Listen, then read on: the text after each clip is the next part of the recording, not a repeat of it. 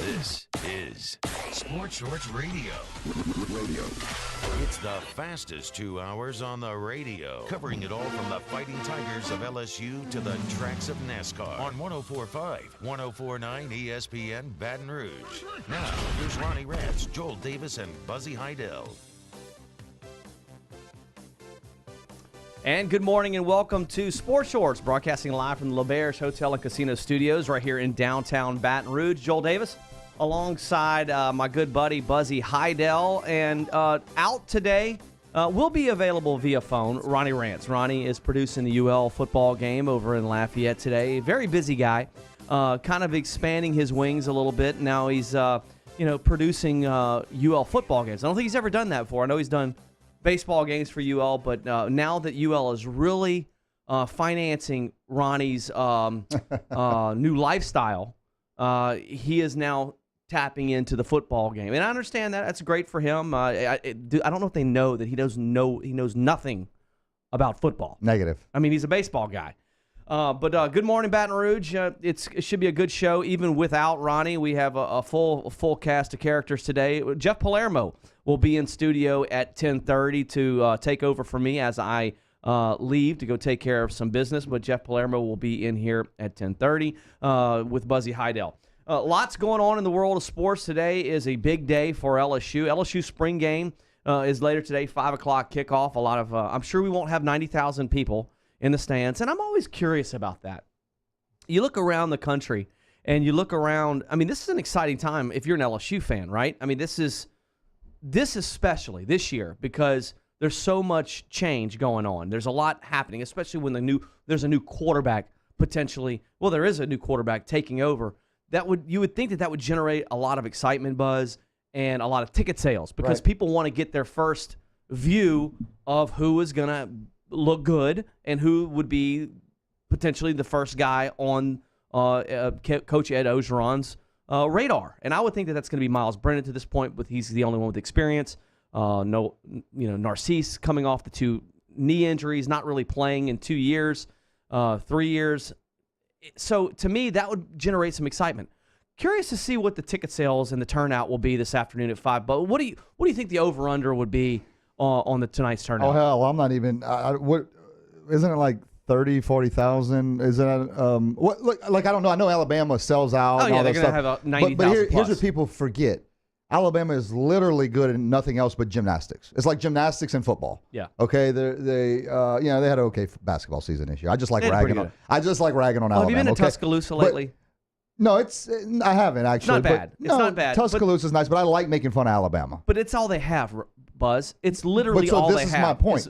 We've got the Pelicans going on, right? Yeah, it's hot stuff. That are Big by the game way, tonight. we're going to talk about them. I know they've been incredible. And I know a ton of people that are going to that tonight, and they're not even thinking about them. You see my point? And so you're making the point for me. Alabama, if they're not going, hunt something in the woods, which is not hunting season right now. Right. It's Alabama football. That's right. And it's Alabama spring football. So there's a lot going on. I mean, we like to. Well, Nebraska right now. Did you see what their spring game? They sold out. Sold out. But they probably had a concert or something going on too. Well, it's the new Scott Frost effect. They've got a new head coach, former player. They're very excited in Nebraska about that. But team. that's why I don't put anything into the spring game because LSU football, we know what it is. It's going to always be great in the fall. Even with the change, you feel like it's lost a little bit, just a little bit since with the whole Les Miles firing and with Ed Orgeron coming in. So we've got to get that excitement back up. But there's so much going on in Louisiana, more than in Alabama. It really is. I mean, I'm not making fun of Alabama now. I'm being just stating facts. You got the Pelicans. You've got LSU baseball, who people really care about. I mean, it's that doesn't generate 50,000 people at a game, but that generates a lot of people. And that game's at 3 o'clock today, so there'll be a lot of people in front of their TV watching that wanting game. to watch LSU baseball, which the is very exciting. hardcore baseball guy is not missing that game. No, sure. He's not missing that game for an LSU spring game. But then even other things. I mean, people like to, there's just a lot going on in Louisiana. There's a lot going on all over the country. Is there like a monster truck show going on tonight? Anything like that? A WrestleMania? You never know. I mean, it could be. It could be. I mean, there's always something. And you got New Orleans right down the street. But I'll throw it back at you. I mean, what do you put into the spring game? Do you care if anybody's in the stands? I think that you're not going to see much tonight. I don't think that this offense is going to really, everybody's, let's see how we 3 wide. What are we gonna do? We're gonna be in a 2 tight end set, 1 tight end set, no tight end set, 2 backs, no backs. Split them out wide. I don't think you're gonna see. Believe me, Ed Orgeron's not gonna give Miami anything to look at. Nothing, because this is gonna be broadcast on the SEC network tonight. They're not gonna show Miami. They're not gonna give Miami an advantage on anything. Right. So I think that they're evaluating each player in certain situations. I think it's fun for the fan. I mean, I was even thinking about going, and then I was like, oh wait, the Pelicans are playing tonight, so I'm not going to go. So, well, look, we'll talk more about the LSU spring game as the night goes on, or as the morning goes on. But right now, the hot story are the Pelicans. The Pelicans are 3-0 in the first round of the NBA playoffs. This is a team that was on the verge of not even getting into the playoffs, had to have a 5-game winning streak down the stretch to make the playoffs. They made the playoffs, and I mean, it's like a light switch went off. It's unbelievable. I don't know if it's the matchup, but I was watching the Boston Celtics last night versus the Milwaukee Bucks. I was watching those two teams play, and I was looking at the matchup. I was thinking, if I would just remove one of the two teams on the TV and put what I've been seeing from the Pelicans on that court, it'd been a blowout. I mean, it was unbelievable how much faster the Pelicans are, how much more just how much more intense they are defensively, offensively. Like, the Blazers are not playing poorly. The Pelicans are making them play poorly. I mean, that's the bottom line. The Portland Trailblazers are a very capable basketball team, but the Pelicans are on fire right now, and you got to believe if they can maintain this intensity, this mojo that they've got going right now, man, they're going to give the Warriors everything they got, especially with Steph Curry out. Steph Curry may not be available for another 2 weeks.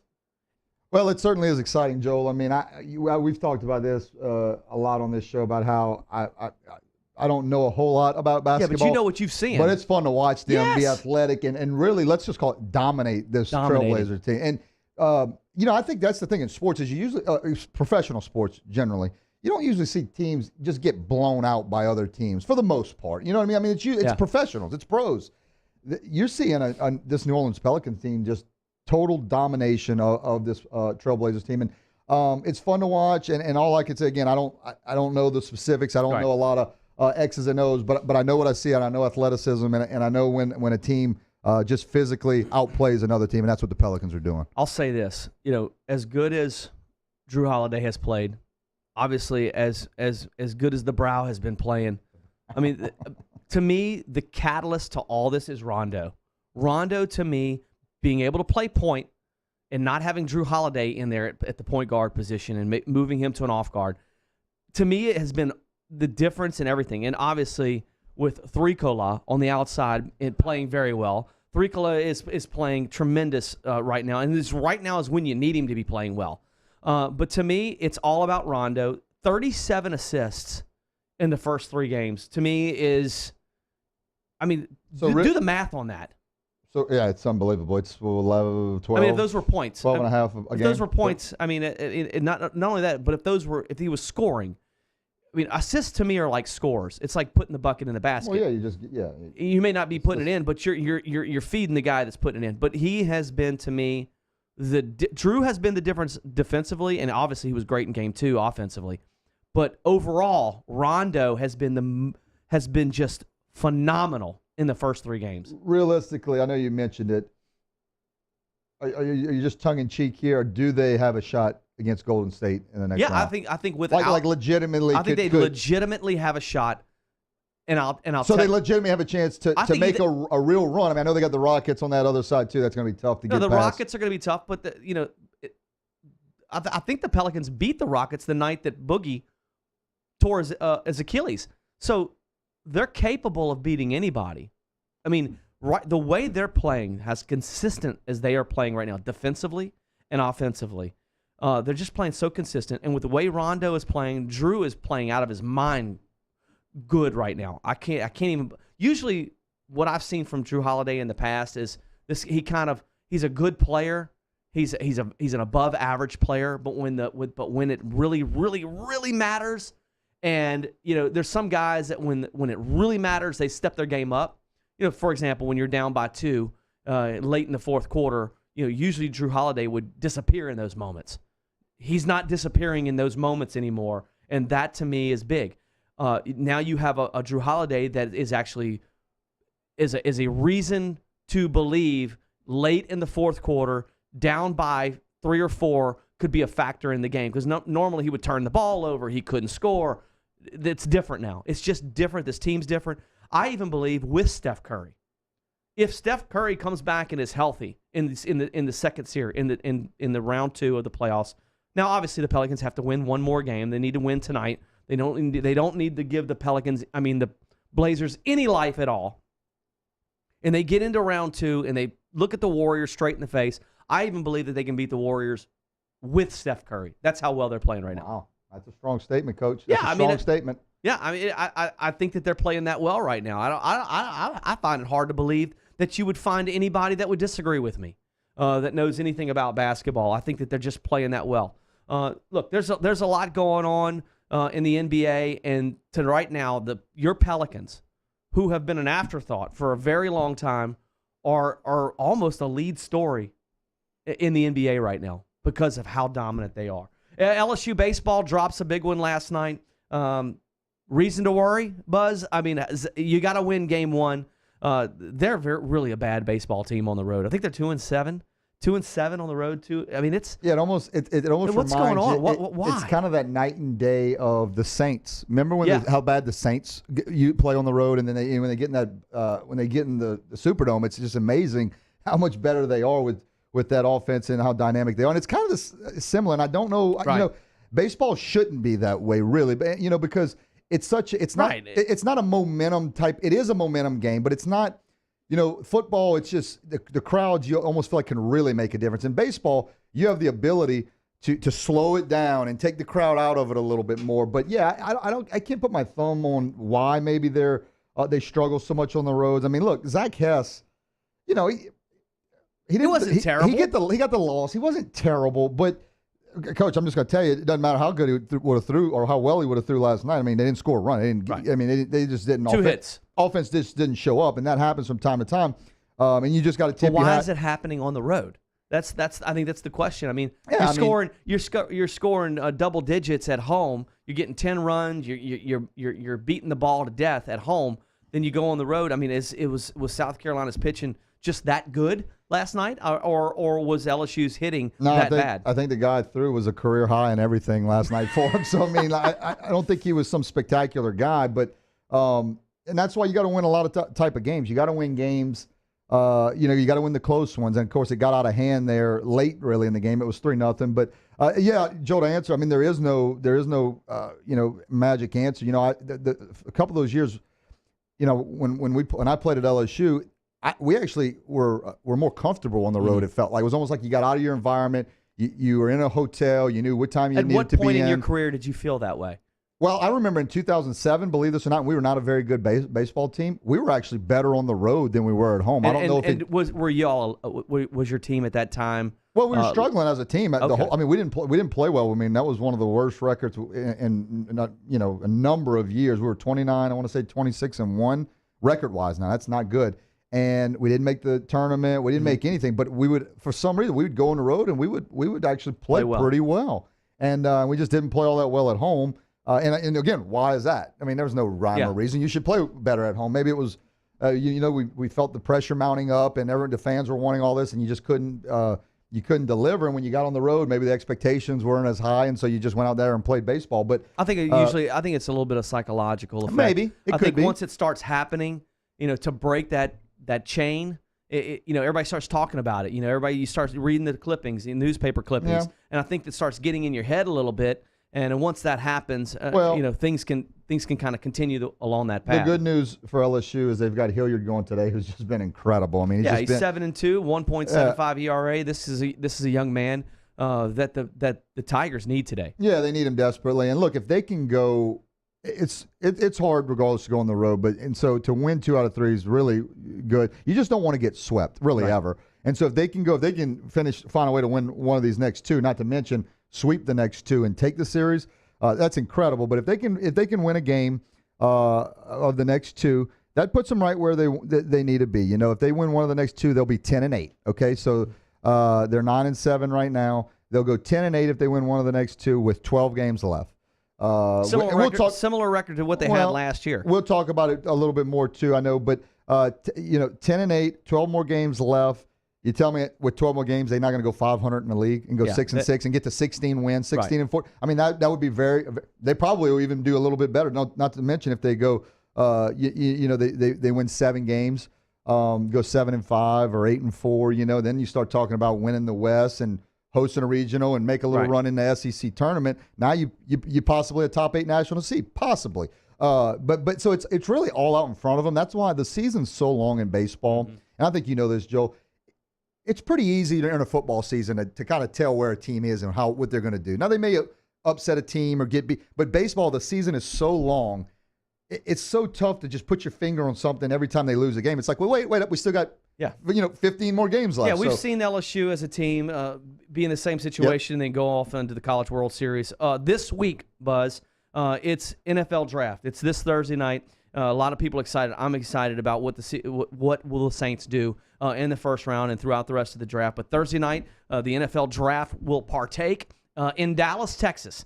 Not in New York City this year. In Dallas, Texas. Very exciting. Hopefully they'll get that down in New Orleans at some point. I think that would be an absolute fantastic show, and I would absolutely attend that, do everything I could to attend that. And Arden Key, one of LSU's players, has visited the New Orleans Saints 4 times. More about Arden Key and the New Orleans Saints, and their schedule has come out this week. We'll talk about that when we get back on the other side of this break. If you're an avid sports fan, then you need to check out the Louisiana Sports Hall of Fame, located in historic downtown Natchitoches, next to the Chateau St. Denis Hotel and the Natchitoches Convention Center. The Louisiana Sports Hall of Fame is where the rich history of Louisiana sports is told through the pictures, artifacts, and by the legends themselves in video archives. Come to the Louisiana Sports Hall of Fame and Northwest Louisiana History Museum and visit a world-renowned architectural marvel. For more information and to purchase tickets to the annual Louisiana Sports Hall of Fame events, visit lasportshall.com/purchase.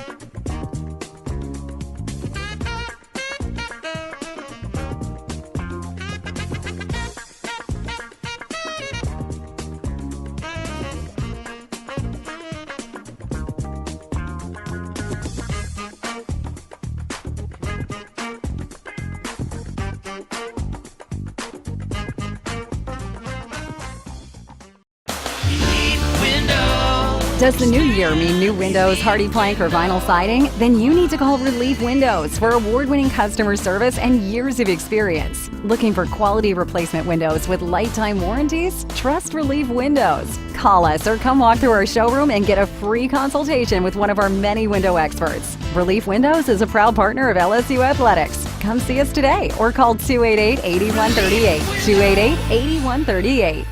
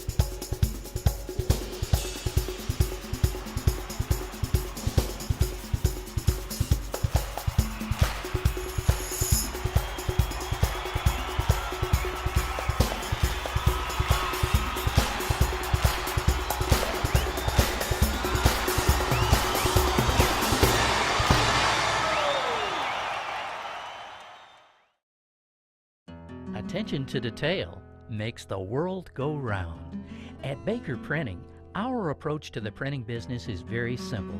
Treat it as if it were your own. That's not always an easy job, but it comes from the top down in our company. We thrive on the unique jobs. Bottom line, We take care of our customers' projects as if they were our very own. At Baker Printing, attention to detail makes our world go round. Cox Sports. What's going on with you these days, Jeffy? Doing a lot of producing for baseball right now. Are you working with the Tigers right now? Yeah, You're yeah. producing it for LSU Sports? Well, see, Unbelievable. it's so good to finally. I mean, I know Jeff obviously, but when I do fill in for some of the LSU games on the LSU Sports Network, I get to hear him in my ear all the time, but I don't get to see him. You know, Yeah. Now so it's good to finally. So be, you've never. No, I've met Jeff plenty of times, and I know who he is, but he's always in my ear for the LSU Yeah. sports, baseball games, and it's finally good to him to be in my ear, but me to look back at him in the eyes. Well, Jeff's been around a long time, knows his stuff, and congratulations on producing LSU. By the way, did you know, Jeff, that there's a job opening in New Orleans for the voice? The Saints? Yeah. Did you extend yourself a little bit? I mean, look. I mean, this is something that you want to do for the rest of your life. Right, This is a career, right, the right. career path. I think Surely there's, you submitted your resume and your tapes. But I think there are some pretty quality candidates out there. I have a personal feeling on who I think it should be next. And who would that? I think Joe Myers should do it. Joel Myers, I mean, Pelicans he's got voice right now. Yes, I think he's got that silky voice that's just perfect. I Yeah. think he'd be a great play-by-play guy for the I don't disagree with that. I like Joel Myers too. I think he does a phenomenal job with the Pelicans. Before we went to break, we talked a little bit about the NFL. The draft is this week. It's important that for the Saints to get back to where they were last year, to kind of follow up last year's draft with another good draft this year. Now, they don't have a second-round pick. They gave that up to move up to get their running back out of Tennessee. That was a huge get for them. Phenomenal football player, but they don't have a second this year. So that number 27 pick in the first round has become even bigger, that they cannot miss on that. Also this week, the schedule came out. I'd like to talk a little bit about the schedule. There's a lot, if you read on the message boards and you read, the papers and you read fan pages, it's all about how tough this schedule is and how difficult it's going to be for the Saints to get back to the playoffs looking this down the barrel. So your thoughts, Jeff, I'll start with you first. At what point in this schedule concerns you the most? Oh, I think it starts with the Thanksgiving night game. Well, you can even go back before that against the Eagles. Obviously, you're playing the Super Bowl champs. Right. So you need to be, I think, in that stretch of the final 6 games of the regular season, or is there 7? 7 games of the regular season.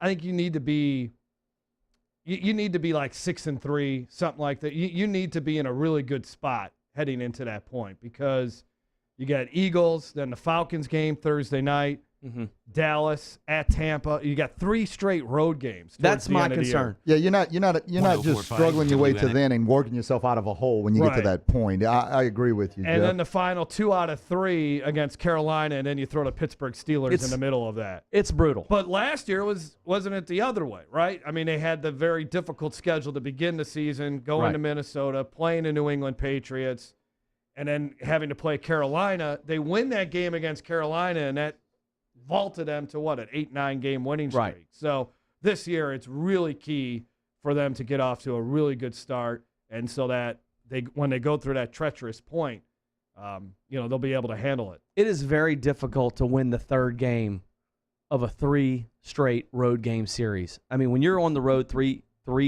weeks in a row, that I think the statistics say that third road game is very difficult to win. Very difficult. And the shame of it is, it's Carolina. It's a division game on the road on Monday night. Now, it does give you an extra night to prepare. Yeah. But I've read it before. I can't show you a link, but just Google it. Right. It's tough to win that third road game when you've had 3 in a row, and it's a shame that it's Carolina. But on the flip side, I like the fact that at least when they're playing on Thursday night, when they host the Falcons on Thursday night, they got a home game the week before. Sure. It always seems like when the Saints They're on the got road. a Thursday night game, they're on the road the week before. On the West Coast. Or it's a 3:00 kickoff that Right. Sunday or something crazy like that. And then when they play Thursday again, it's a week off. It's Dallas. And then they got that little extra time Right. before they go into the game against Carolina. Yeah, but again, Joe, every year you can make something out of a schedule if you wanted Of to. course. I mean, what year? They would have to go up to Buffalo I in think the last freezing. year we were having the same conversation, Right. looking at that schedule, going, "Oh my, my God, they could start off 0-6. It was brutal looking at the front end of that schedule. Everything plays out differently. We don't know if Eli Manning will Right, return exactly. to being who Eli Manning was 2 years ago, or will their new quarterback be playing this year. We don't know we don't know if Joe Flacco at the Ravens will be playing. Yeah. Well, they may be terrible. You see the Ravens, and that, by the way, the Ravens is the only team Sean Payton and Drew Brees have never beaten.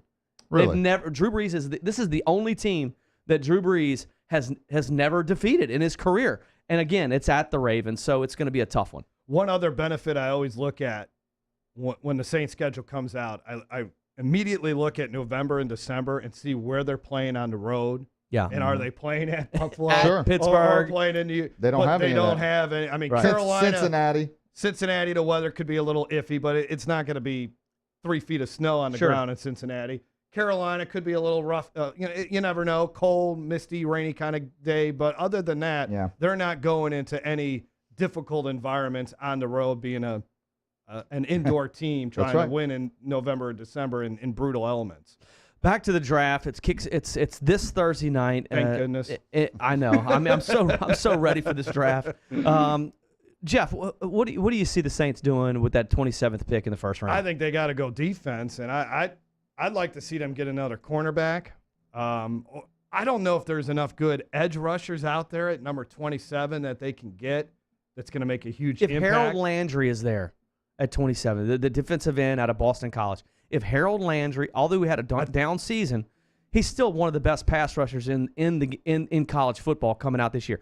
Would you pick Harold Landry at 27 if he's available? I think in Mike Detillier's latest mock draft, I think that's who he has the Saints taking. Well, there you go. So, there you go. I guess if there's that opportunity to be there. You mentioned, you talked about how they visited with Arden Key so often. I think 4 times. I think if Arden is somewhere in there in that third round, I think that's a guy they certainly look at. You mentioned third round Arden Key. Arden Key hasn't helped himself at all. This is a guy that was considered a top 5 pick 2 years ago when he was dominating at LSU. Then the off-field stuff, like the beginning of last year. And then throughout the season, coming in overweight, not really playing that well, not getting in a full season. Arden Key has hurt himself financially. Arden Key has hurt himself by tweeting out things that just didn't look that good, didn't make him come across that well. Also, visiting with the Saints 4 times will tell you something. Mike Mayock of the NFL Network yesterday said that he sees Arden Key going in the 4th or 5th round. Wow. 4th or 5th round. I'll tell you right now, if he's there in the 4th or 5th round, Saints need to take him. Saints, if he's available in the 4th round, I think you take a chance on a guy like him in the 4th round if you feel that he can mesh with the rest of your locker room. That's the whole thing to me. I think that he's got all the skills that you need to be a good football player. We just don't know where his head's at. But if you feel, and I think that's why they've met with him 4 times. It's not about his ability to play. It's about feeling this kid out. Can he mesh with that locker room? Because you know Sean Payton and Drew Brees are all about locker room and the way that everybody works together. Yeah, and it really is I don't know if you want to feel bad for Arden Key, because I think he obviously put himself in the situation that he's in right now. So, I mean, he's kind of made his own mess. But what was interesting when reporters had a chance to talk to him at LSU Pro Day, he didn't seem like too worried about it. It was like, you know what? Okay, I was a first-round pick, now a third-round pick. Kind of maybe I'm taking it totally out of context, but it almost seemed like it wasn't bothering him too much. Right. I mean, if I got put down like that, I'd be fighting and clawing my way to try to get back up to the top. Yeah, and that might be a concern for these football teams when you see a player that's not fighting for it necessarily, and it doesn't look like he's fighting for it. So Arden Key has cost himself millions of dollars by whatever decisions. I'm curious to see what happened. I'm curious to see what went on at LSU, what comes out.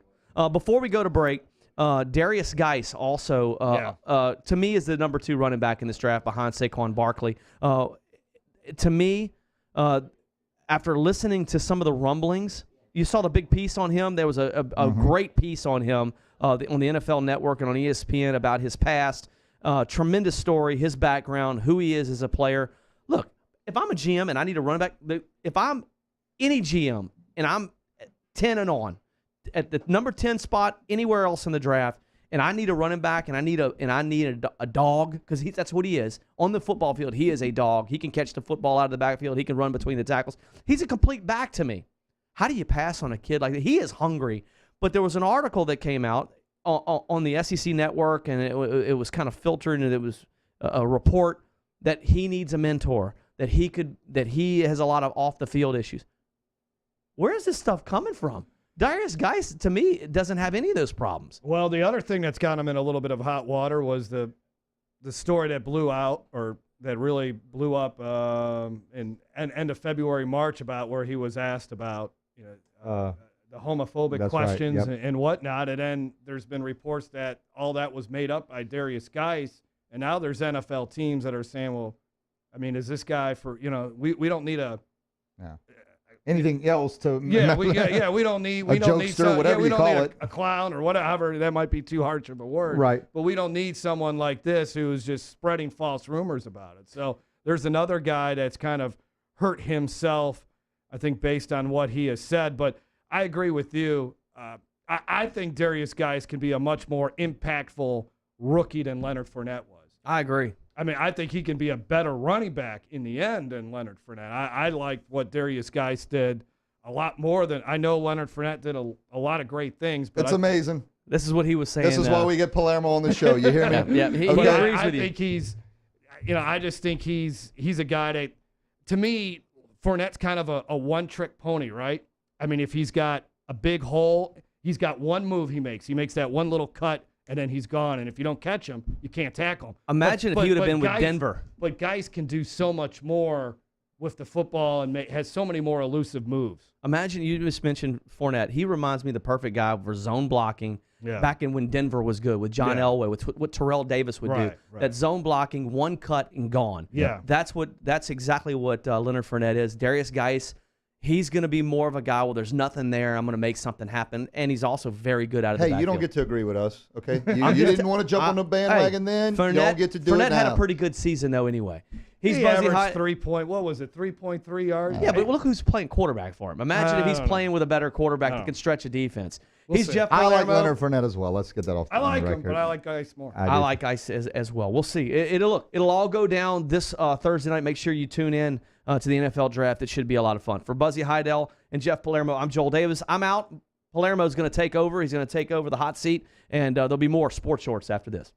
Here's another 5-star review. My experience with Relief Windows was such a pleasure. Jared came to my house and showed up on time. He had a smile on his face and he was ready to work. He finished quickly, cleaned up after himself, and everything looked remarkable. I sell real estate throughout the Baton Rouge area, so I've seen my fair share of work, the good, the bad, and the ugly. And I'll definitely recommend Relief Windows to all my clients.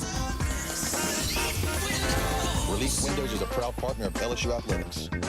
Former LSU Tiger Chris Perrette at the offices of O.C. Brown needs to be your attorney. If you've been injured on the job or on the road, call Chris Perrette at 225-343-1111. There should never be confusion when picking your legal representation, whether it's injury, DUI, or divorce. Chris Perrette can help you when you need help the most. Chris Perrette at the offices of O.C. Brown can handle all your legal needs in a snap. Give former Tiger Chris Perrette a call at 225-343-1111. 104.5 ESPN Baton Rouge brings you live play-by-play of the National Elk Club Spring Game. Tune in Saturday afternoon with pregame starting at 3 p.m. and the kickoff set for 5. Our coverage is brought to you by Tiger People Clothiers. Open 7 days a week on Burbank Drive, next to Mellow Mushroom, and Perkins Road, next to Trader Joe's. That's not always an easy job, but it comes from the top down in our company. We thrive on the unique job. Is very simple. Bottom line, we take care of our customers' projects as if they were our very own.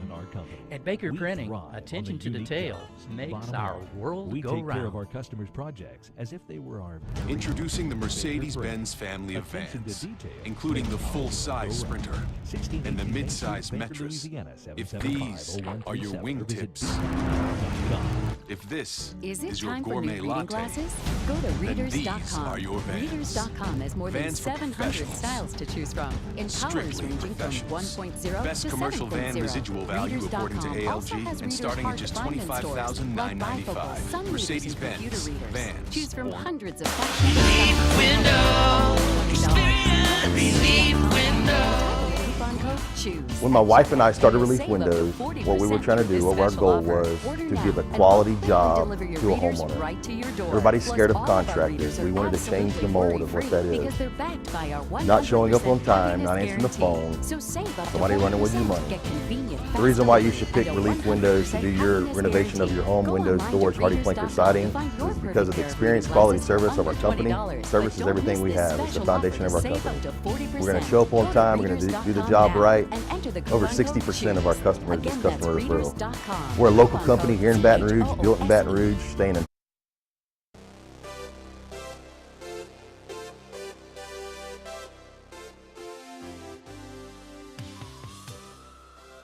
Sports Shorts Radio with Ronnie Rentz, Joel Davis, and Buzzy Heidel on 104.5, 104.9 ESPN Baton Rouge.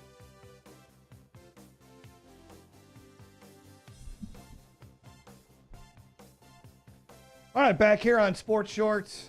Jeff Palermo along with Buzzy Heidel as we now bring in the future Hall of Famer, Buzzy, as Lynn Rollins, of course, does a tremendous job with broadcasting on whether it's CST, the SEC network. My headphones are all. What did Joel Davis do here, man? He got you all messed up. He totally screwed me up there. Lynn, Jeff Palermo along with Buzzy Heidel. How you doing today, man? Great to be with you guys. Thank you for having me. Oh, it's great to hear your voice. Let's start it off, though, with the tremendous honor that you're going to be receiving on June 30th in Natchitoches. You're going to receive the Distinguished Service Award for Sports Journalism by the Louisiana Sports Hall of Fame. I have to say, it's been a long time coming, Lynn. You probably should have received this award about 10 or 15 years ago. Jeff, thank you for the very kind words, and I truly am humbled by it, and I'm extremely appreciative.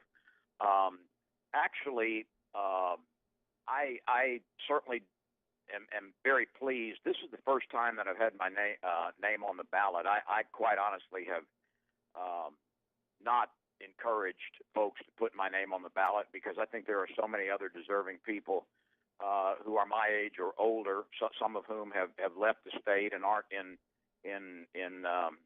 top of mind awareness now by the voters. So unbeknownst to me, the name was put on the ballot, and I was very fortunate to be elected along with Scooter Hobbs, who does a tremendous job and has for several decades as a sports writer for the Lake Charles American Press. So it truly is a high honor for me, and I intend to enjoy the weekend.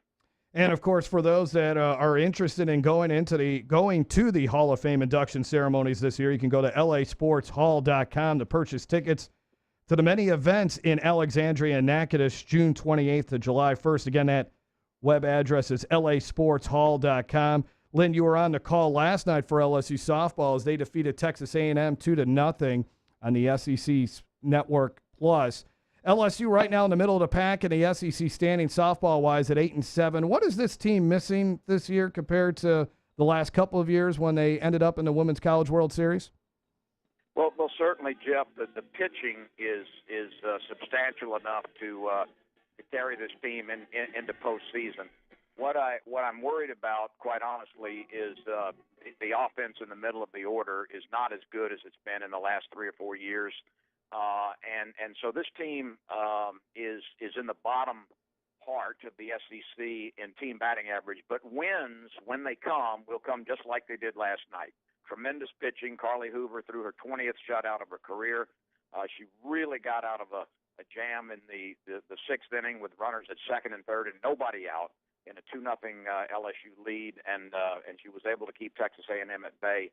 So there'll be a lot of 2-0, 2-1, 3-2 wins, and there'll be some losses that are hard to take sometimes.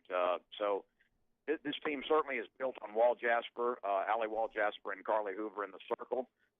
Runs are going to be hard to come by, but it's a fun team to watch, and we'll see what happens. We're visiting with Lynn Rollins. Lynn, I got to tell you, we're in the studio. They got a picture of you in a Ron Rance up on the screen. Boy, you make him look good, Lynn. You really do. And Minute Maid Park, too. How about that? What was that, Lynn? That's a very high honor. It just takes my breath away. I knew you'd be flattered. Lynn, are you on the call today for softball or no? Yes, Oh. yes. And then the SEC Network will come in for Sunday's finale. Okay, very good. Good luck to the Tigers on that. And I want to flip gears on you. You've been doing a lot of baseball games, obviously, for the SEC Network. Tigers' tough loss last night, 11-0. The question was presented to me by Joel Davis, and I really don't have as long as, I've been around the game, I don't really have an answer for it. Why this Tiger team in particular seems to struggle a little more on the road than maybe teams in the past. You've got an answer for it? I don't have an answer for it either. If we did, Buzzy, we could bottle it and certainly put it on the market, and there would be a lot of buyers across the country. From the get-go, I mean, the common consensus was that this team might have some trouble pitching. I never felt like that. I didn't think it was going to be the best pitching staff in the SEC, but certainly I thought pitching would come around, and I believe it has for the most part. Although there are still some soft spots in some of the relieving rotations, but the offense from the start is what really puzzled me, and I thought LSU might have some trouble offensively. And so that's the thing that bothers me. I think the LSU lineup right now, and we all know about the injury saga, and there's not a lot you can do about it, but I think the LSU lineup requires 3 base hits to score more often than not, and that's not a good thing at this point of the year. Absolutely, and Coach Mainieri said it best. It was an 11-0 loss. It only goes down as one loss for the season. If you're going to have anybody that to get you out back on the winning side, nobody better than Mikael Hilliard. What have you seen from this young man, this young freshman from Central Lynn that's been so great this year? He doesn't overpower the strike zone. Why has he been able to be so successful as a freshman early in his career? Well, first, when you look at him, and I saw him a little bit in the fall, and the coaches were saying you need to really watch this guy because he's pretty good now, and we think he's going to develop in the spring, and he certainly has. You could backlight him and see what he had for breakfast because he's a very frail guy who's got a loose arm, and we all know about that major league capacity spin rate on his breaking pitches. He's certainly been a surprise. I think it's going to get a little harder for him this last month, Buzzy, and you've seen many, many, many good pitchers, fine pitchers in the SEC who come on as freshmen, and then they kind of hit that wall, and so we'll see if he hits it or not. But he's a guy with great composure. He's not going to hurt himself most of the time. He's able to control the big breaking ball, and it makes that mid-80s fastball or slightly better even more surprising when he unleashes it because it's got some movement and he's able to work the corners with it. And my goodness, where would LSU be without this guy this year? Yeah, and my concern is what you just said, Lynn, is can he hold it up? I mean, 6 foot, 150 pounds, and he puts a lot of torque on that elbow to throw the curveball that he does. And I think right now, Zach Hess, he pitched well last night. All of a sudden, it was interesting. There seemed to be a point this year where you had, oh, man, LSU's got 4 starters to go with. And now it seems like they're back down to 2 because you never really know what you're going to get out of A.J. Labus. It seems like it's either good or bad. And now they don't have a Sunday starter. And if Mikael Hilliard does falter towards the end, this team might not be able to go on that run that we've been so used to with Paul Mainieri where once they get into May, this team really takes off. And you thought that was going to happen after the series against Tennessee, and then all of a sudden here they are with 2 losses, and they've given up a bunch of runs in both of those games. Well, you're right, and a bunch of runs, exactly, double-figure losses in both.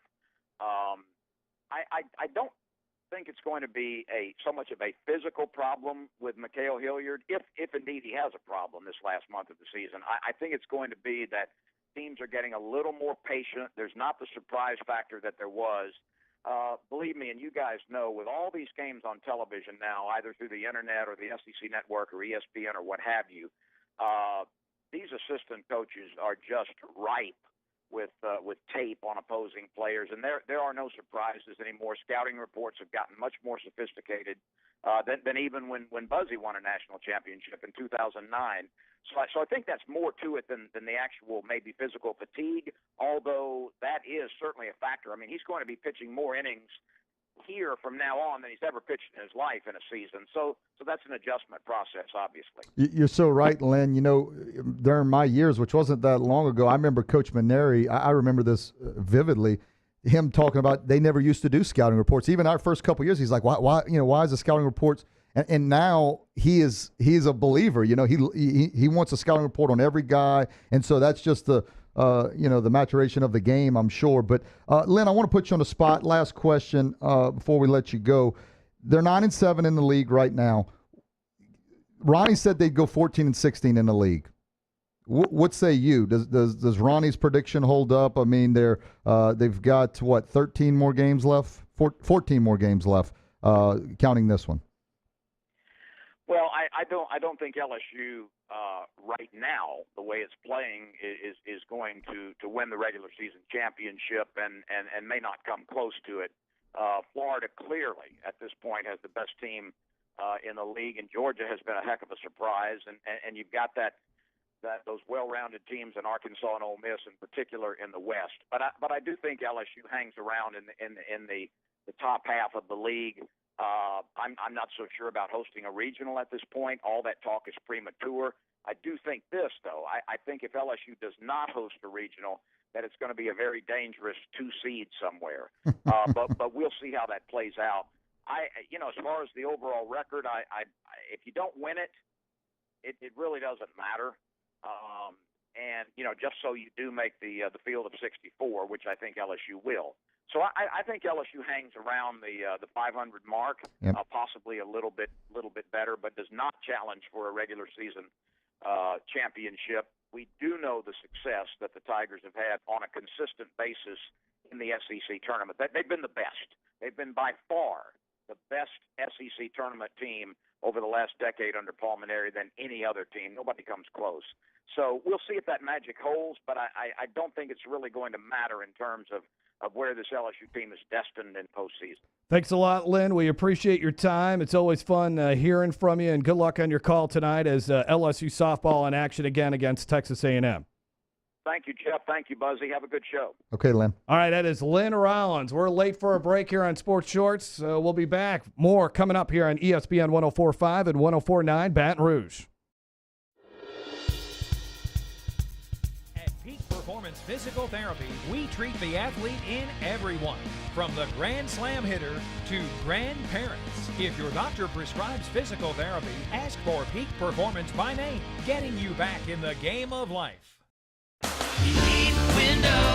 Does the new year mean new windows, hardy plank, or vinyl siding? Then you need to call Relief Windows for award-winning customer service and years of experience. Looking for quality replacement windows with lifetime warranties? Trust Relief Windows. Call us or come walk through our showroom and get a free consultation with one of our many window experts. Relief Windows is a proud partner of LSU Athletics. Come see us today or call 288-8138. 288-8138. Introducing the Mercedes-Benz family of vans, including the full-size Sprinter and the mid-size Metris. If these are your wingtips, if this is your gourmet latte, then these are your vans. Vans for professionals. Strictly professionals. Best commercial van residual value according to ALG, and starting at just $25,995. Mercedes-Benz. Vans. Born to...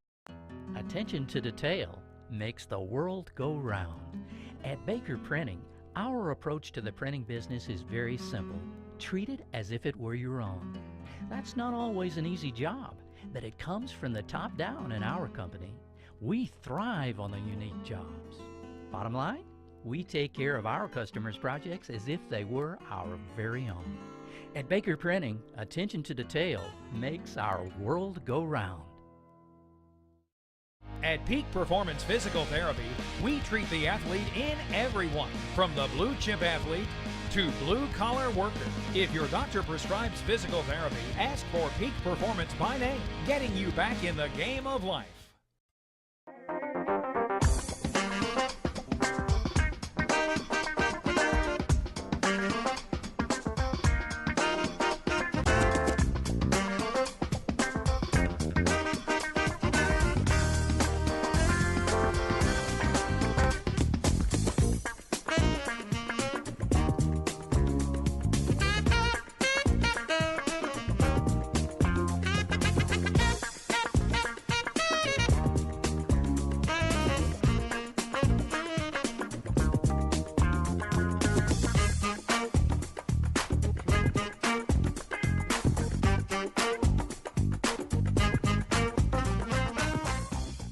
If you're an avid sports fan, then you need to check out the Louisiana Sports Hall of Fame, located in historic downtown Natchitoches, next to the Chateau St. Denis Hotel and the Natchitoches Convention Center. The Louisiana Sports Hall of Fame is where the rich history of Louisiana sports is told through the pictures, artifacts, and by the legends themselves in video archives. Come to the Louisiana Sports Hall of Fame and Northwest Louisiana History Museum and visit a world-renowned architectural marvel. For more information and to purchase tickets to the annual Louisiana Sports Hall of Fame events, visit lasportshall.com/purchase.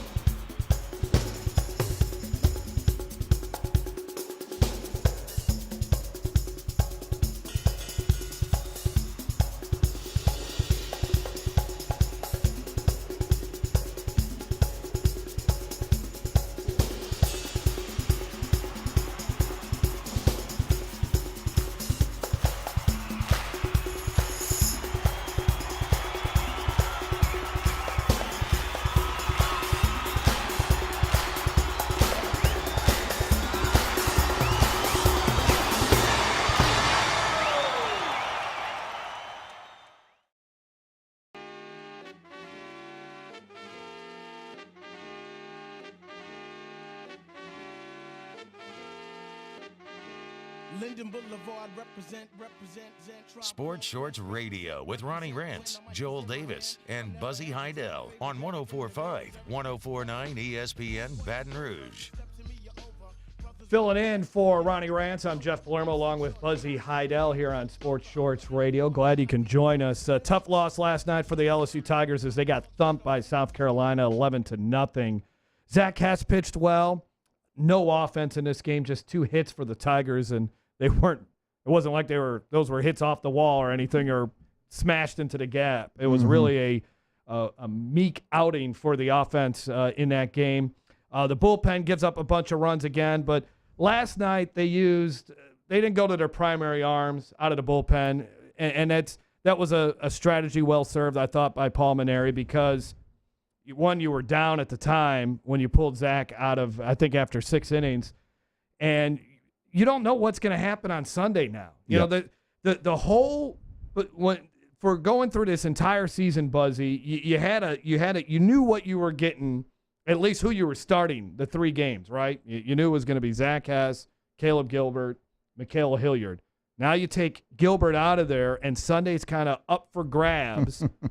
So you can't really, when you get down on a Friday night game, you got to save some of your best arms because you don't know what Saturday or Sunday is going to bring. Right. And while Mikael Hilliard has been so good lately, you never know. Eventually, the guy is due for a bad outing. You hope it's not today, but he's been so good. I mean, his ERA is below 2. Eventually, he's going to have a bad outing. So Mainieri goes to the weaker arms in the bullpen, and then the game gets out of hand. So we'll see what happens today. They need a good outing from Mikael Hilliard. Yeah, and I thought you made a good point, Jeff, when you said, because I had made this comment before, man, for what seems so bad with arms, the arm situation, pitching wise, looks really good. Yeah.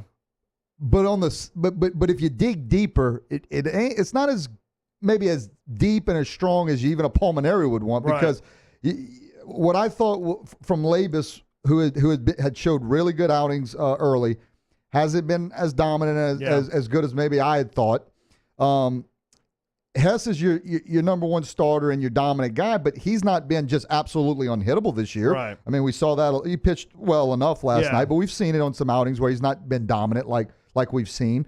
Of course, we know the story about Gilbert and not getting what we've got from him. So who's your reliable guy? Hilliard, right? Yeah. And you said it. Hilliard's the freshman, the guy that's never done it this long, at this level ever in his life. And now we're just giving him the ball. Hey, win the game for us that we need you to win, which has been every game just about.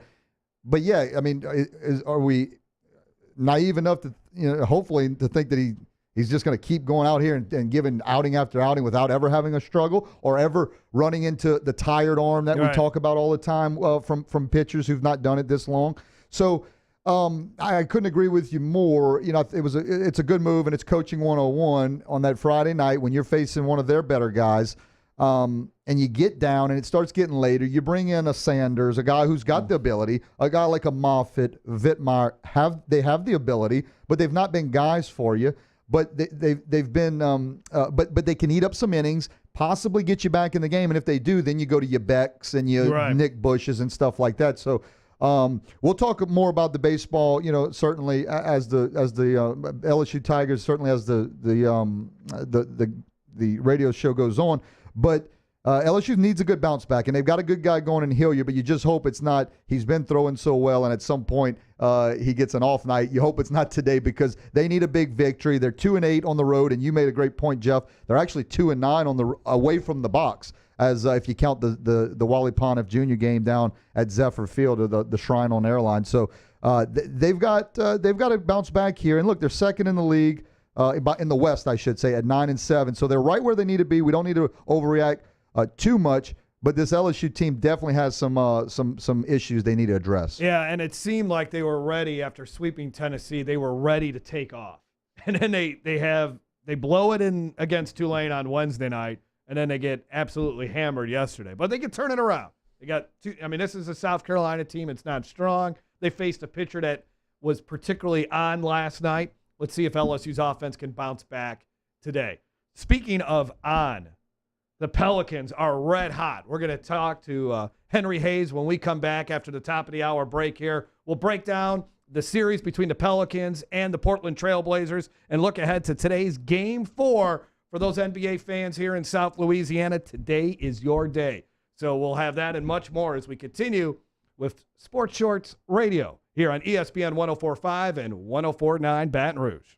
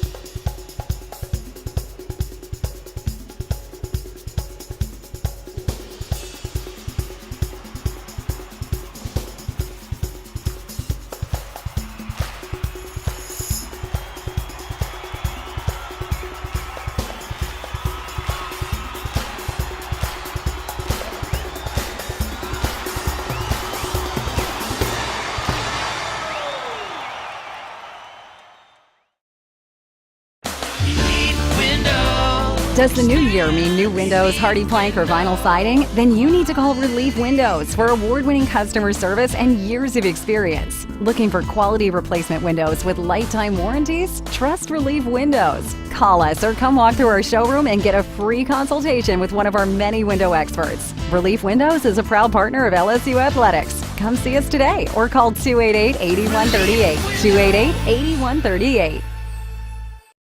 At Peak Performance Physical Therapy, we treat the athlete in everyone, from long drivers to unlucky drivers. If your doctor prescribes physical therapy, ask for Peak Performance by name, getting you back in the game of life.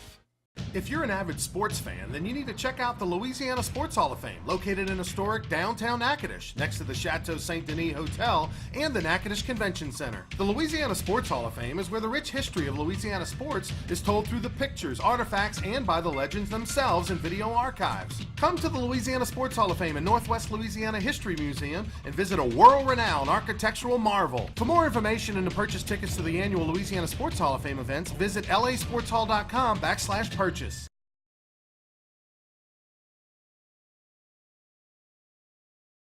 At Peak Performance Physical Therapy, we treat the athlete in everyone, from the Grand Slam hitter to grandparents. If your doctor prescribes physical therapy, ask for Peak Performance by name, getting you back in the game of life.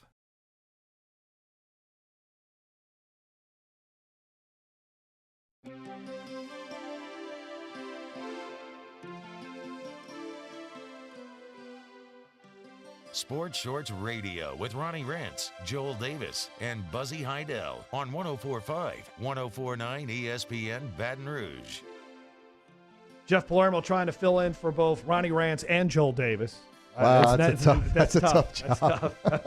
Along with Buzzy Heidel here as we move into hour number 2 of Sports Shorts Radio. Big day in Louisiana sports. I mean, this is a huge day. You've got the spring game. You got LSU baseball trying to bounce back from a tough loss last night. You got LSU gymnastics who can win a national championship today. And then you got Pelicans game 4. You got softball there too. I mean, there's a lot going on today. I mean, this is a huge, huge sports day in Louisiana. Well, and I know we'll talk to Henry Hayes in a bit, but we mentioned this before. Yeah. The LSU spring game. That's why we don't get the crowds Alabama gets. Look at the stuff we got on sports-wise in Louisiana, especially with the Pelicans. I know the Saints aren't going on, but there's a lot going on in Louisiana, so I think that's really cool for this state. And it's the first Saturday in 3 weeks. It's not like 40 degrees out. So, that's a good point. So let's bring in our NBA resident expert Henry Hayes here to break down this Pelicans Trailblazers series. New Orleans has the opportunity to become the first playoff team seeded 6 or lower to sweep a first-round playoff series since the Charlotte Hornets did it in 2001 when they were playing the best-of-5 series in the first round, which I wish they would go back to. No kidding. But they never will. No. 3-0. The Hornets swept the Heat in 2001. Henry, do the Pelicans, first of all, welcome to the show. Good to hear from you. Did the Pelicans get it done tonight? They're not hopping on a charter flight after today and going back to Portland, are they? Good morning, guys. I don't think so. And I think that if you watched really parts of Game 2 and all of Game 3, the body language of the Trailblazers tells you all you need to know. Yeah. And I think that they're just in a really bad matchup.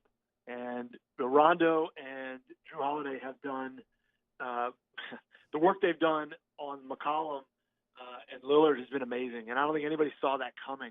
But they just when you cut the head off with those two, they've got nothing left. They're going to Zach Collins for big buckets, and that's a problem. Plus the fact that I think what you're seeing is Anthony Davis. The rest of the world is really starting to see that Anthony Davis is a top 3 player in this league, and he's starting to taste what playoff success tastes like, and he likes it. So the rest of the league's going, oh no, they might have figured it out. So no, I don't think Portland gets this game today, and I think New Orleans sweeps. Who scores 30 points today for the Pelicans? It was Anthony Davis in Game 1, Drew Holiday in Game 2, and Nikola Mirotic with a career playoff high, 30 points. I think I was reading it. His previous playoff high was like 14 or 13 points. Wow. I mean, Mirotic he's been huge, and he's been really good since shaving the beard for whatever reason. I don't know if there's any correlation there or not, but it seems to be working for him. Well, look, this is the way that Gentry wanted to play, guys, which is to say, if you have 3 guys that could go off for 30, literally it's a possibility. And they do that a couple ways. One, the Pelicans lead the NBA in possessions per game, so they're going to get more shots on the basket than anybody else. Number 2, Mirotic has been a classic stretch 4 in that you have to go get him at 24 feet, but he can also put the ball on the floor, and that makes him tough to guard. So he brings his man away from the basket, and they're not afraid to shoot early in the shot clock. So, Holiday, Davis, Mirotic, and of course, Cousins would have been able to get 30, but he's hurt. But that's what makes these guys really dangerous is the way they play. And boy, you got to really take your hat off to Dems making that move at the deadline. In fact, by far, it's not even close. That move was the best that was made in the league in terms of an impact guy. Usually, when you make a move at the deadline, you're getting depth maybe, but very rarely have we seen guys that are added at that late in the game, really add to a championship type contender. But boy, Mirotic has really found a home here in New Orleans. Talking with Henry Hayes as we break down to today's series between the Pelicans and the Portland Trailblazers, Game 4.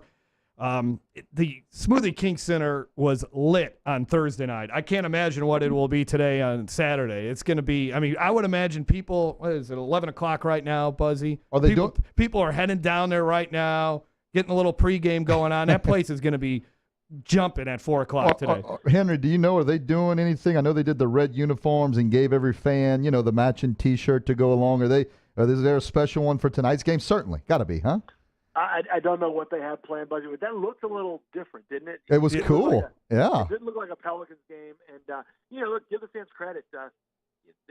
We've always said, if they had winning basketball, New Orleans would show up, and I think actually a quiet story this year, guys, was they actually drew better than most thought they would in terms of regular season tickets sold down there this year, and I think they averaged right below 12 a game, which is it's a little bit below the average of the league, but still, I think that was one of the knocks on New Orleans, especially after Katrina. Could it sustain that? But boy, look, we all know that once New Orleans gets a hold of a winner, it makes it a tough place to play. Rajon Rondo, what does he mean to this team? He's been fantastic, and we all know about playoff Rajon Rondo at this point, but he's a guy, I kind of took him for granted when he was at Boston because I thought so much of that team, Paul Pierce was so big, and I just kind of thought, Rondo was a piece. But now I kind of want to go back and watch those games with the Celtics when they with Garnett, and because he is the smart, and I've gone to a couple of Pelicans games this year, and I like just watching him because he is so smart. He knows what's happening before it will happen. Well, Jeff, if you ask coaches, players, officials about true basketball IQ, Rajon Rondo is the top in the league. Yeah. The problem has been the way he has communicated that with coaches and teammates has at times hurt him. Right. He's not the best communicator. I think he was given a little bit of a shield with that Boston group because Ray Allen, Kevin Garnett, those guys were vets and they were hungry for a ring, so they kind of hide Rondo and let him do what he was going to do. But look, again, can't underestimate what a signing by the Pelicans. Yeah. And he's really starting to pay off and doing things that really nobody else can do in the playoffs. So he's been fun to watch. And I tell you what, the other piece is he's really picked his game up defensively. Again, it's not just Drew Holiday in that backcourt. One thing that most people don't know about Rajon Rondo, his hands, guys, are the size of a lot of big guys. Really, really big hands. Obviously gives him the ability to palm the basketball. He passes better with those big hands. But, those do help on defense as well. And, again, you combine that with the cerebral nature that he has for the game, and that's what you're saying. The other piece for him is it's allowed the Pelicans to play Holiday off the ball, which a lot of people question. To say, where's the Drew Holiday a point guard? Well, not really, and actually he's flourished as a two guard because they can, first of all, they can both run the point if need be. But his Rondo moving to the point has helped Holiday, I think, blossom offensively, and that's really been a boon for this team.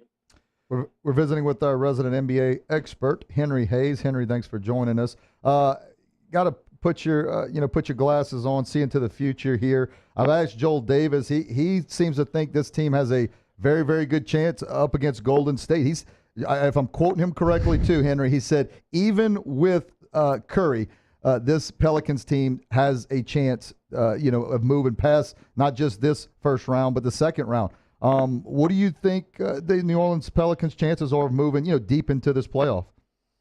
Well, I'm gonna temper Mr. Davis a bit. He's excited now. He gets excited, Henry. He has been known to be excited from time to time, which is fine because he's a great fan. But look, I've been following the league for a long time, and I'm one of the maxims in the NBA. You got to knock the crown off the Kings' head, and we've seen this many, many times, going way back to our childhood when Michael Jordan's Bulls got going. Look, they lost to Isaiah Thomas's Pistons several years in a row. Same thing with Bird's Celtics, Magic. Everybody has to pay their dues. And I think what you had with the Warriors is, look, if the Warriors could have pressed fast forward, guys, and been in the playoffs when the season started, they would have done that. So for them, we saw it during the regular season, with the Kerr thing, letting the guys coach a game, and he missed some games, and they were just a little bored, quite frankly. And I think an 82-game season is a long run. They know how good they are, and they know, what it takes to win a championship. So I think, look, are the Pelicans, do they have a chance? Sure. But are they a long shot? Yeah, they are, because, again, you're talking about the world champs.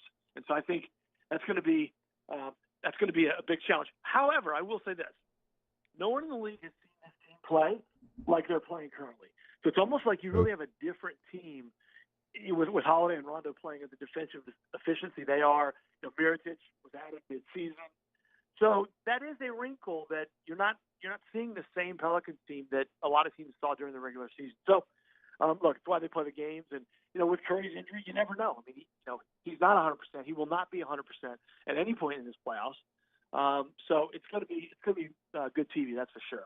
You mentioned it at the beginning that this is just a bad matchup for the Portland Trailblazers, and that's why the Pelicans are having their way so far. But how is the matchup between the Pels and the Warriors? I would think Draymond Green could slow down Anthony Davis more than what Portland has been able to do. And then we obviously know about Golden State's backcourt. So New Orleans would not – and granted, Portland came into this series with this great backcourt, but not what Golden State brings to the table. Right. And I think the other thing I think is, Jeff, you got to look at Kevin Durant as a bad matchup. Well, a bad matchup for any NBA team, but specifically this team, because who do you put on him? Yeah. You put AD on him. You're really asking Anthony Davis to spend a lot of energy on that end. Lengthwise, it's a good matchup, but Durant's still going to get his. If you put Mirotic on him, it's a revolving door. So yeah. That's a problem. And the other piece is, when you play the Warriors, you better have your defensive rotations down. And look, again, to their credit, they've probably played the best playoff defense that I've seen so far in these playoffs. So they've done a great job with that. It's just you're stepping up in class here. I mean, these guys you probably got 3 Hall of Famers on this team, and they're dead set on winning another championship. So it's going to be tough. 24 turnovers the Pelicans forced in Game 3. I'm not sure if they'll be able to do that against Golden State. All right, let's even go a little bit. Let's go even deeper in the future here. Obviously, July 1st, as we look ahead to, I'm not saying this season's over yet, but the way the Pelicans are playing, the tempo that they're playing with, it's exciting basketball. When they had DeMarcus Cousins, it was slowed down a little bit. Alvin Gentry wants to speed it up a little bit. Is it wise to re-sign DeMarcus Cousins, also considering he's coming off a really bad injury? Yeah, Jeff, that's a great sports what-if question. I love playing this game with my friends. Of course, the one where we agonize and just kill ourselves is what if right. signs off right. Drew Brees' shoulder, Nick Saban's still in Miami. Anyway, for another day. Boy, lot to break apart here. So number one, I think the question is, how much money does he want? Yeah. Because Boogie, pre-hurt Boogie, I think you have a pretty good market for that. There was always a rumor, Jeff, that Boogie Cousins potentially could have been tied to LeBron James going to Los Angeles in this offseason, which is intriguing on a lot of levels. There was some chatter about that, but then he got hurt. So then the question becomes, if you're his agent, do you ask for max? And if you ask for max, you've got Davis, Cousins, and Holiday. Holiday makes $25 million a year, so you're 85% of your cap is soaked up in 3 players. But the bigger question to me is, how healthy is he? Yeah. We're talking about a guy who I think he's 31 years old, or 30 or 31, and that injury. There's a long form piece written on the Ringer where they walk through the guys that had that injury, and the 100% coming back, not good odds. So right. All that said, there's the question of, look at the success the team has had without him. Not saying that obviously, it's just a different style. And I said at the beginning of our time that I think this is how Gentry really wants to play.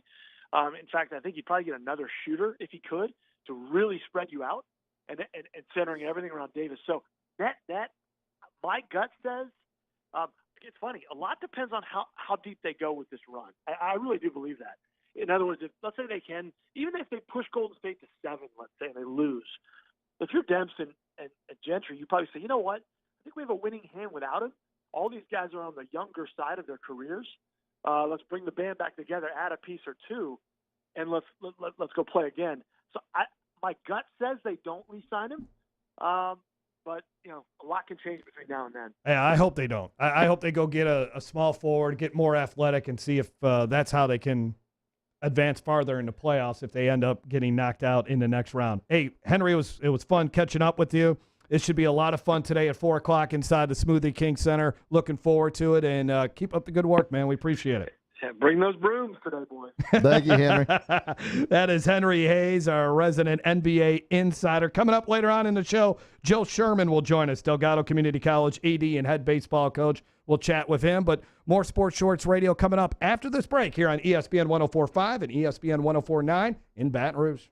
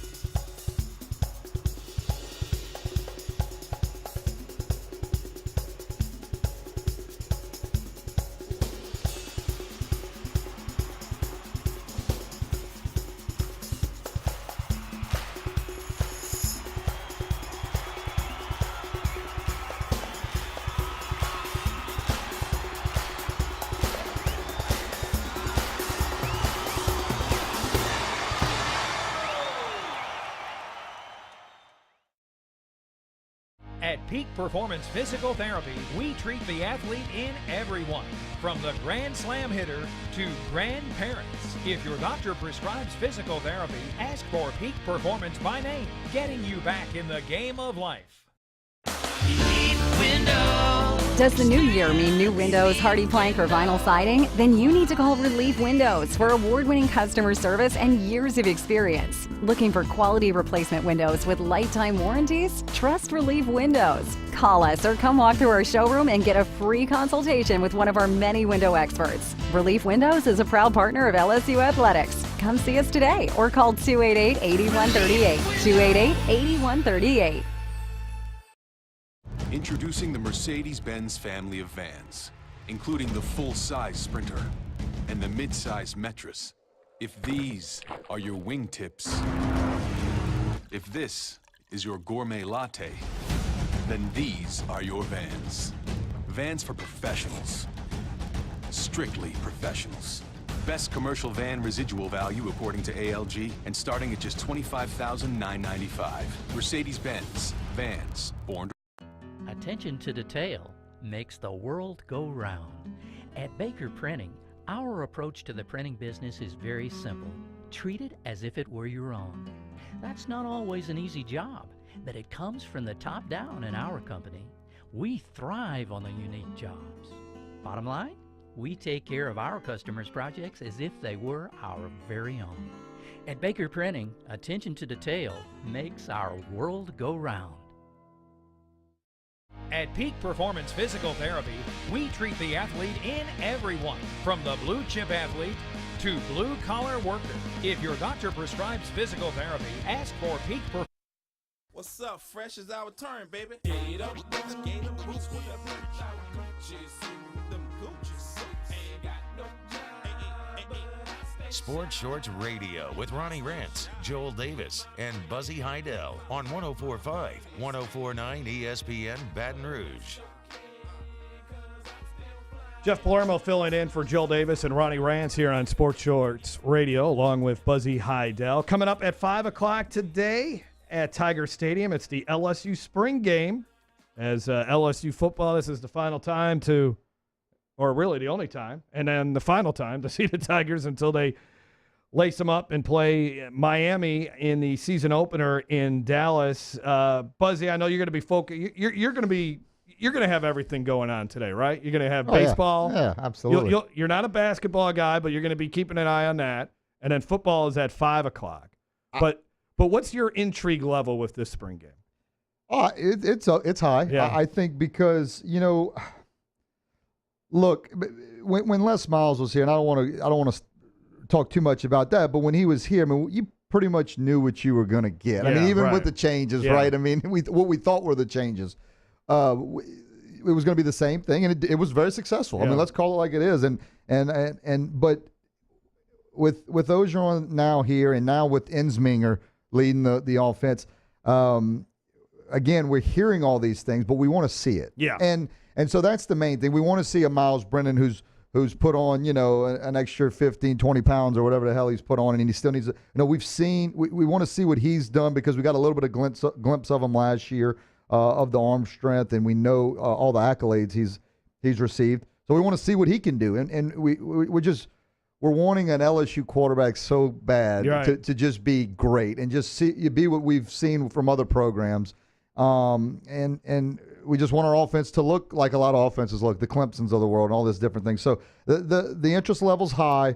I don't put a lot into it because I think Paul Maneri had made the greatest comment to me before about the fall for baseball. It's the fall for baseball, it's the spring for football. He said, it's so tough from a coach's standpoint. He says because if you throw all these guys out there and they get ripped, right? Well, your offense is great. He's like, but does that mean your pitching's terrible? He said, and then if you throw it out there and your pitches dominate, well, that's great. Is your pitching great or does your offense, stink? But I wouldn't mind if the offense shined today. I know the defense will be fine. Agreed. I know the defense is going to be just fine. And even if the offense is going, and I'm not exactly sure how they're going to do if it's ones versus ones, twos versus twos, however it might be, or how the quarterback rotation might be. But you want to see some success, right? You want to see Miles Brennan able to complete a 15-yard out route or hit a guy streaking down the middle of the field, or Lowell Narcisse doing that, or whether it's Justin McMillan. Right. I kind of want to see – we've only seen Justin McMillan in spring games and then that one ill-fated play that he ran, I think it was against Auburn or whatever. It was just absolute disaster. Right. But I want to really see if the talk about Justin McMillan actually really being a part of this conversation of starting, I mean, is it legitimate? I kind of remember like when Danny Etling was able to compete in his first spring and they were saying, this Danny Etling guy is not that bad. And then you actually kind of saw something a little bit when he did get his chance in the spring game. And I think I know you can't take a lot, but I think you can take something from it. I think you can take something and give you a sense of where they're at right now. So, I mean, if the quarterbacks go out there and complete 40% of their passes today, I don't think that's a good look. No, I'm with you. And actually, Ogeron was quoted of saying it's going to be 1 versus 1. Well, he said we're going best against the best on both sides of the ball. They need to. And I agree. And so I guess what I don't put too much emphasis on is all the other stuff, right? The fans in the stand and all that. I agree with you. I think this is a great moment and a great spot for the actual program to see what you got and really compete. Get out there on the field, and it'd be as close to a game-like setting as you can get without, swapping paint with another color. But the big thing is Miles Brennan. Everybody wants to see how this kid can really throw the football. As you said, the other guys, Narcisse and McMillan, you'd like to see some good things from them. But I want to see the Ensminger look. When Ogeron took over as interim a couple years ago, I think there was so much just enthusiasm and positive vibes going through this LSU community because it looked like a different offense a lot of times when Ensminger and when they were auditioning really to get that job with Ogeron running that deal, that program, LSU program in the interim job. So I think they want to see it get back to that, though. I think they feel like it took a step backwards last year, whether you didn't have the athletes, whether everybody wasn't on the same page. I mean, there's a million different reasons of why, but LSU needs to get out there, and I agree with you. At this point, I want to see the offense, maybe not significantly ahead of, but I want to see them ahead of that defense. And it's a two-way street, right? I mean, Miles Brennan and Lowell Narcisse and Justin McMillan, if they're able to put the ball where it needs to be, are the guys that are receiving it, are they actually going to catch it? We don't know anything about this receiving group. We know Jonathan Giles is wearing number 7. That's great and all. But we don't know anything about some of these other guys, too. Justin Jefferson apparently has been a guy that's had a huge spring. And, where is he at? Where's Terrence Marshall, the number 1 wide receiver prospect who is coming back from a knee injury? What happened to some of these other guys like D. Anderson and Drake Davis and Stefan Sullivan? Those guys have been on the roster now for a couple of years. Where are they at? So that is another thing that I think you get a little bit of a glimpse of where the pecking order is as far as the wide receivers go. And it's quarterbacks are just like coaches, right? Coaches get probably they get too much criticism and not enough credit. Okay, and the quarterbacks are the same way. But when I talk about passing, a passing offense or Can that quarterback throw? I think you said it best. There's more than just the quarterback involved in this. Yeah. How well does he get protected? Drew Brees is certainly one of the best quarterbacks in the league, and maybe the top 5 of history of the game. But if he can't throw the ball off his back, and so I always even move more than just the receivers, Jeff. I want to see, can we pass block? Can we create a pocket for the guy to step up in and deliver a football? Because it's well documented that Brennan can deliver the football. He can throw it through a car wash and not get it wet. He's got to be able to stand up strong, tall in the pocket, create a pocket from the offense, and his receivers get open. And, oh, by the way, catch the football when it's thrown to you. One thing I think we'll see. We'll see how it's going to break down. But I don't know if we're really going to get a gauge, because I think the strength of this team is both on the offense and the defensive lines. And I don't know how much we're actually going to see of that, how that's going to break out in this game. I mean, you need to kind of see that when they're going up against the Auburns, the Alabamas of the world. I think they can. That's where their strength is, and then they got to hope that the skill position, especially on offense, can catch up to where the O-line is and where the front 7 is defensively. Well, you'd like to see LSU. You'd like to see LSU get back to the 03s and 07s of the world. That's when we won the national championship. But so that's the statement of the year. But you'd like to see them get back to the defensive line play from about 03 to 2010. Yeah. I mean, those years. I mean, think about all the good ones. I mean, the Kyle Williams, Lavalley's, Glenn Dorsey's. I mean, we could go on and on. I mean, dominant players up front. When was our defenses the best that they've been? It's when you're strong up front with that defensive line. And so I think the years they've struggled, you can talk about the years they struggled. They didn't have a presence up front. I mean, even Anthony Freak Johnson, those years. I mean, he was supposed to be this unbelievable player, and I don't know that he ever fully became the player that they thought he was going to be. And so that's what you want to see. You want to see the defensive line be dominant up front, and in turn, it's kind of like how the offensive line goes, the offense goes. I mean, how the defensive line goes, that frees up everything. That takes off pressure off your cornerbacks. Now they don't have to be perfect. And don't talk about if they can play a little bit and be good. You give them an extra couple seconds where they don't have to cover a guy. Well, then your defense is shored up. Well, Rashard Lawrence should be the most dominated defensive lineman that LSU's had over the last few seasons, if he's healthy. And then Braden Fehoko, based on everything we're hearing about him, he's been a stud. I don't know what they're necessarily going to do at nose guard with Ed Alexander and Tyler Shelvin. Those are two guys that seem like that need to get in better shape before they can be really productive. But LSU seems to be really loaded at linebacker.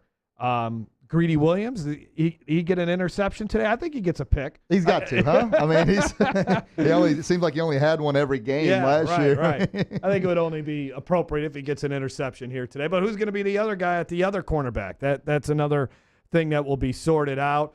But this is it's a chance to at least get a glimpse of it. And we don't know how much we're going to be able to get from it. But I tell you, if the offense, if the passing game does not perform well today, it's just going to leave a sour taste in a lot of people's mouths, and they're going to be grumbling about it for the next 4 months until we play a game for real. Well, hopefully. What time do the Pelicans come on? At 4 o'clock. Okay, well, hopefully they're watching the Pelicans, and the Pelicans can clinch that series, and they can take out all the negative thoughts we have about the football program. But it really is amazing, where the football program, by no means is it in shambles. No. And I don't say that, but it's amazing the thought process, just 3-4 years ago to now, as far as, rebuild. Yeah, not really rebuilding, but just getting that dominance back that LSU is so accustomed to. It's amazing how quick maybe the mindset changes a little bit. We've seen it at Texas.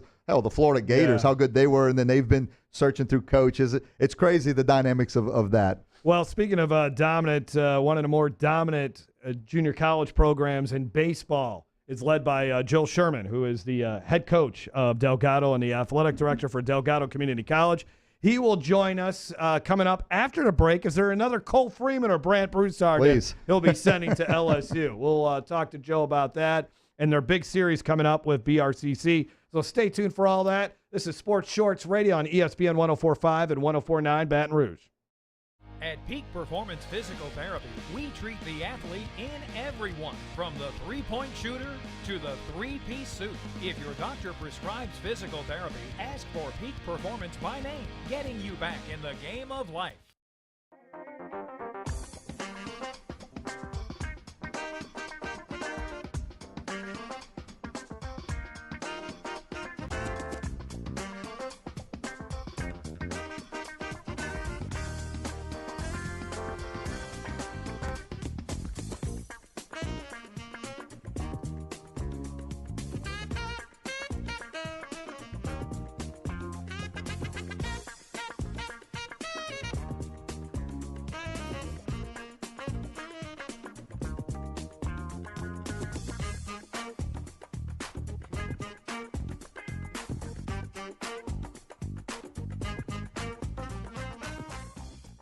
Attention to detail makes the world go round.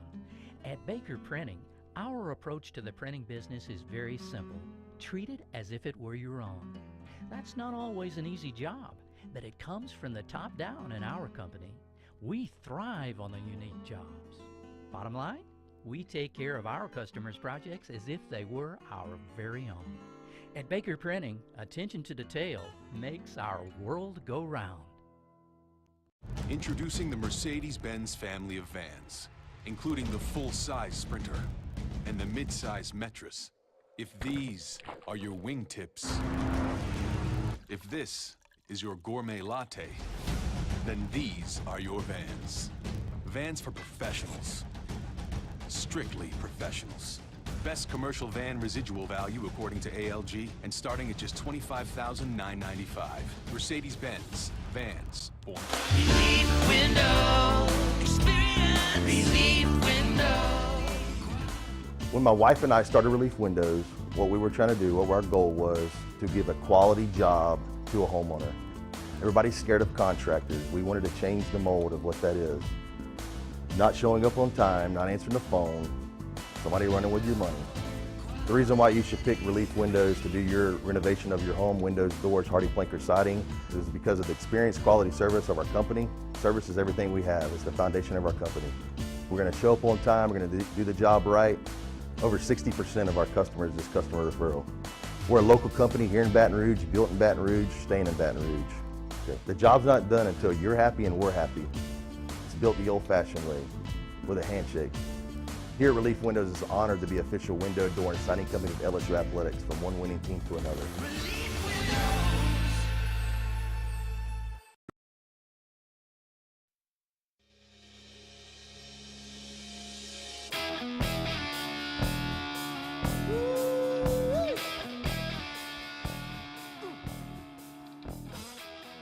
Sports Shorts Radio with Ronnie Rentz, Joel Davis, and Buzzy Heidel on 104.5, 104.9 ESPN Baton Rouge. Back here on Sports Shorts Radio, Jeff Palermo filling in for Ronnie Rentz and Joel Davis, along with Buzzy Heidel, and we bring in our next guest here on the show, and that is Joe Sherman, who is the longtime head coach at Delgado Community College and also the athletic director. Delgado coming off sweeps over Coastal Alabama and actually made their first ever appearance on CST this past week with Ronnie Rentz on the call, huh? So we bring in Joe Sherman now to the program. Joe, thanks a lot for spending a few minutes with us today. Congratulations on a good season so far. I know there's still more work to be done, but 31-12, I would imagine you're pretty happy with where your team is at right now. No doubt about it, guys, and thanks for having me. We're excited about how we're playing right now, and like you said, we got the majority of the season are the next 7 games here. You know, we get ready to start our 7-game series with Baton Rouge Community College today at our place with a single game at 3 o'clock, and then we go play at Goldsby, beat Goldsby tomorrow with game 2 at 2 o'clock. So it's what we consider our playoff run right here. Very good visiting with Joe Sherman. Joe, talk about the World Series and kind of give a overview for the people that don't know how it works. Your 7-game series, this is the last games of the regular season, and then will you start a regional, super regional? How different is it than the Division I setup? and what's it going to take for you to knock down the door and get to the World Series, which is in Colorado, and from what I'm hearing, just a unbelievable venue, great crowds. Talk to the people about that. Do we have Joe? We may have lost Joe. You there? Oh, hey, there you are, Joe. Were you able to hear Buzzy's question? Yes, I did. Yes. Okay. Let me try to explain it the best way I can to the audience. So, junior college baseball has 3 divisions. They got Division I, Division II, and Division III, just like NCAA baseball. Division I JUCO baseball in the state of Louisiana has 3 teams in it: Bossier Parish Community College. Oh, now 4 teams actually: Bossier Parish, Baton Rouge Community College, Delgado, and Nunez, who is just starting their program this year and is kind of on a probationary period as far as postseason goes. But Bossier elects to play in the Texas League because of cost of travel and it's so much easier for them to go right across the border in Texas and play a much easier schedule, right? Much more economic schedule. In South Louisiana, it's us and Baton Rouge who are the Division I schools. LSU Eunice elects to play Division II.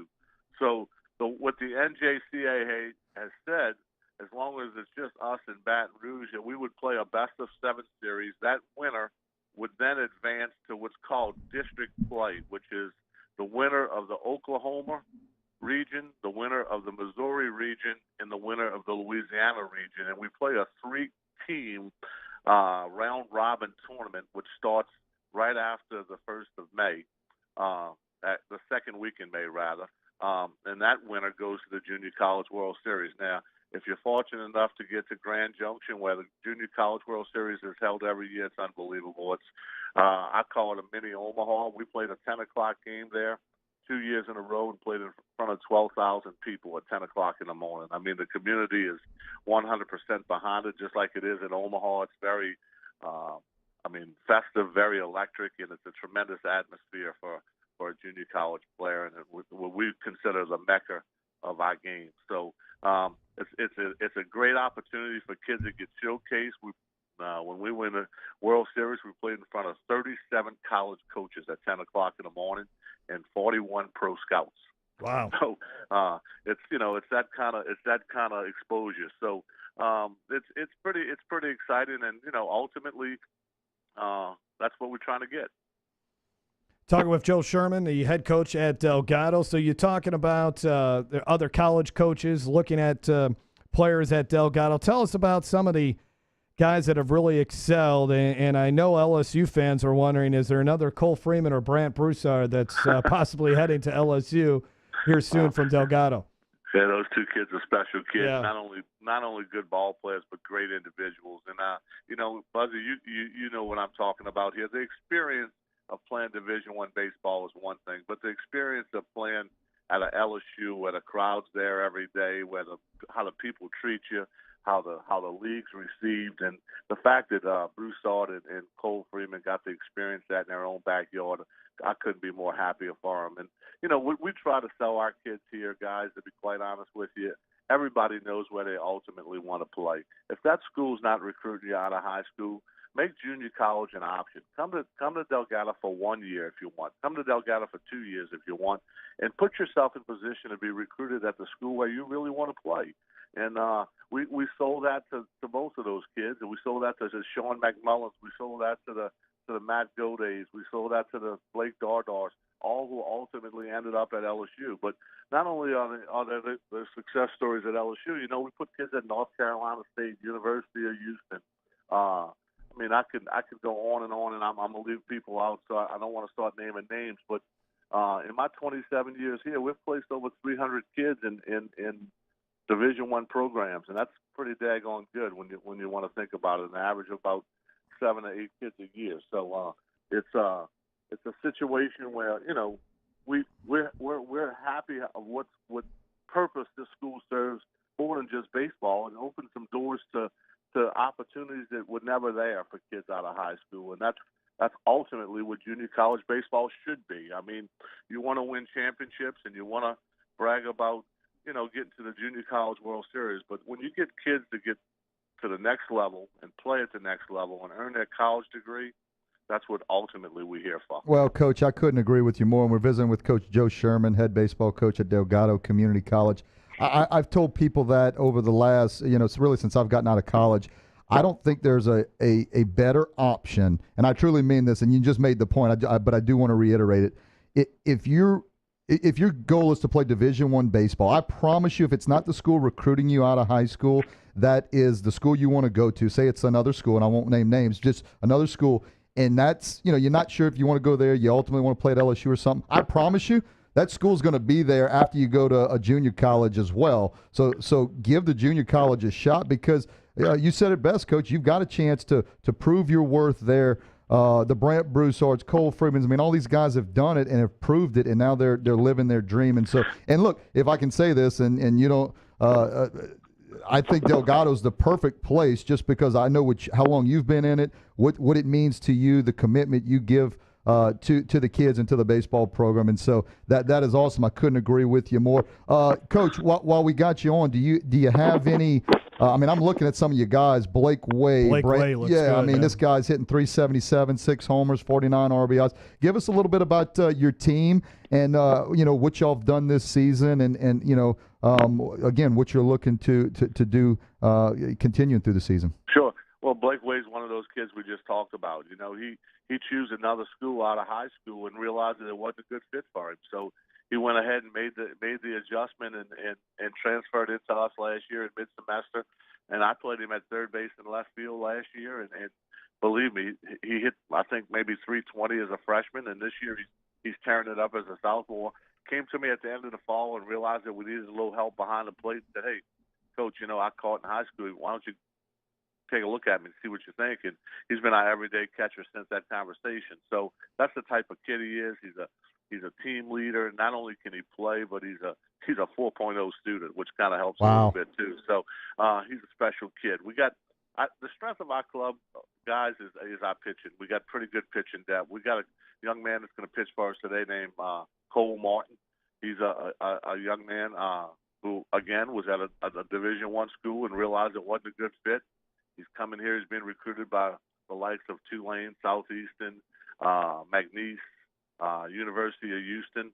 Pretty talented young man. He's 86 to 88 with a real good slider and a good breaking ball, but he's athletic and can pitch. And, if you look at our ERA, the one glaring thing about junior college baseball that sticks out since I've been here is you could have 15 pitches and you need 18.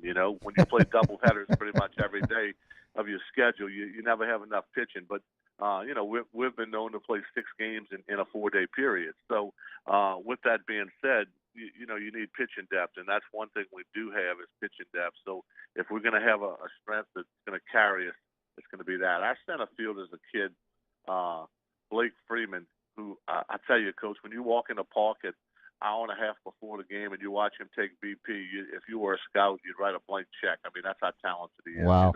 He's a multi-athletic kid. He's got 4 or 5 tools, and he just needed the light hasn't gone on yet. You know what I'm saying? Once the light goes on, there's no telling what his upside could be. He's been recruited by a few D1 schools, but I really think pro baseball is going to be the option that he'll probably pursue. Because he's that talented. Joe, we got 1 minute left. I'm putting you on the spot. I got to ask you, my business partner, Dustin Wamskin, and I, we're with Heidel and Wamskin at the Morris Insurance Group. All your insurance needs, look us up. But listen, you got to give me something on him, Coach. I mean, he's telling me how good he was. He and all this different things. Well, I'll tell you this. At Kirsch Rooney. Go ahead. A minute might not be enough. Let me just tell you this. Dustin was a good player for me. He was a real good defensive player, and played great for me. But ask him about his driving skills in the city of New Orleans. That might be. Oh goodness, I love it, Coach. So he was here about a week, and my phone rings, and it's his dad and his grandpa. And his grandpa said, "How far are you away from Carrollton and Banks?" I said, "Well, that's 3 or 4 blocks from school." Why? He goes, "Dustin just got in a wreck." Oh my gosh! And he's selling insurance now, Coach. That's not a good combination. Look, I told him. I said, "There's a few more red lights in New Orleans than they got in Gonzales." That's true. Well, look, he talks so highly of you, Coach, and we do as well. And we really appreciate you joining us on the show today. Well, listen, I really appreciate you having me. I'm glad I talked to you instead of Ronnie Rant. I was busting his chops. And, we got the B team the other night when he did the play-by-play. He's no Lynn Rollins by any means, but we really appreciate the opportunity Jumbo Sports gave us, and couldn't be more excited about it. Thank y'all for the coverage. Absolutely.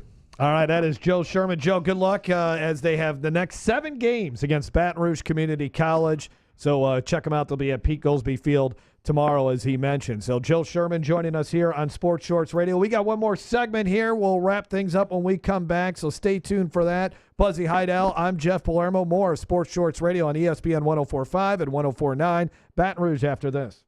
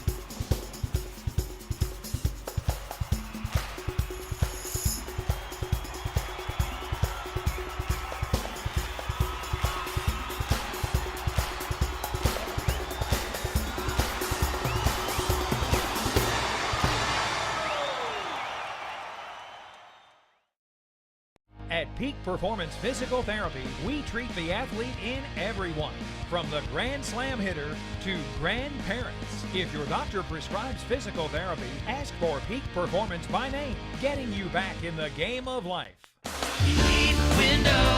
Does the new year mean new windows, hardy plank, or vinyl siding? Then you need to call Relief Windows for award-winning customer service and years of experience. Looking for quality replacement windows with lifetime warranties? Trust Relief Windows. Call us or come walk through our showroom and get a free consultation with one of our many window experts. Relief Windows is a proud partner of LSU Athletics. Come see us today or call 288-8138. 288-8138.